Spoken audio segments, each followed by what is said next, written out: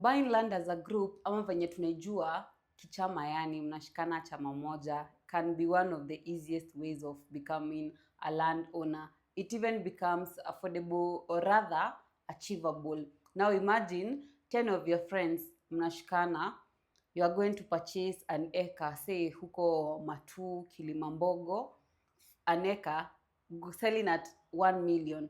Hiyo kila mtu anafaa atoe about 100k 100k 100k. So if you all can imagine, if mimi naweza toa 100k, that is achievable and also easier for me to get 100k over getting a million. So it is not entirely a bad thing, but in every good thing there are always some downsides. So we are going to compare the downsides and the success side of buying property as a group ama chama. Cha tuanze na mambo mazuri.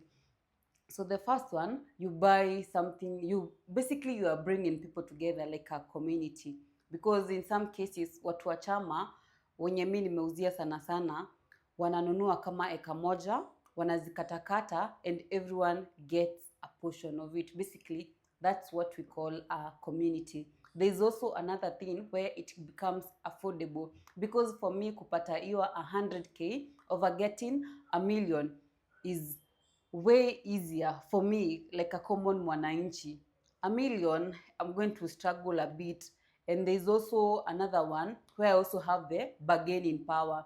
Sellers wakiona tuko wengi wanaweza kubali kushuka kidogo, lakini kama niko peke yangu lazima nifike bei. Depends.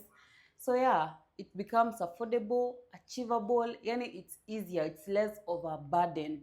And also now let's go to the downsides. The downsides are, tumeanza sisi wote pamoja, tufike katikati wengine wetu walemewe. Say halfway something gets to me and I'm unable to provide you 100k, whilst nyinyi wengine amshalipa hiyo the 900k. See, the deal cannot go through now unless the chama gets back together, wajue venye watanichangia so to fill out the amount so they can get the documents. And there's also another thing, when there's no clear line of decisions or leadership. Amjui leader ni nani, who's keeping the money, especially hapo kwa the money part. Achama lazima mkuwe mmejiandikisha. Msieke chama kwa msieke pesa chama kwa the personal account. That is, you must ask for the KRA pin so that you can register a bank account, na maybe some of the members wenye mtakuwa mmechoose waandikwe kwa majina kama co-signees, ndio just in case one person astoreke na pesa yenu yote.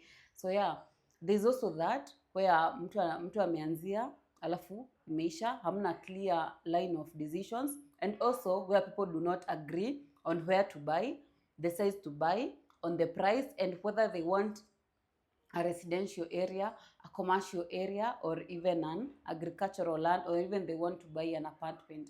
When there is no line, if watu wanavurutana sana on where to buy, what size, it delays things. So now this is where leadership comes in.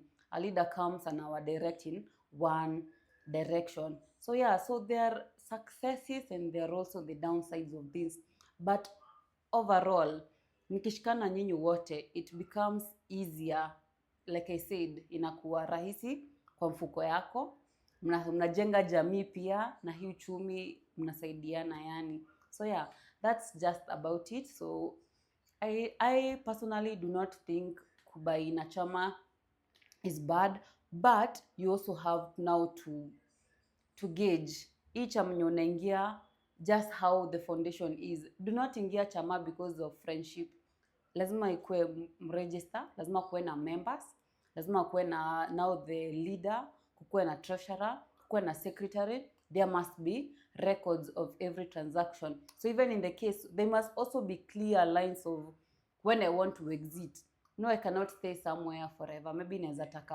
Maybe nimekuwa na nyinyi for about 6 months, but now it is time for me to part ways. So now, are there clear lines? What happens when I part away? Na already nilikuwa nimechip in kwa hiyo chama. So some of these things you consider before getting into business na kununua na chama. But like I said, it is not entirely a bad thing. So yeah, that's just about it. Bye.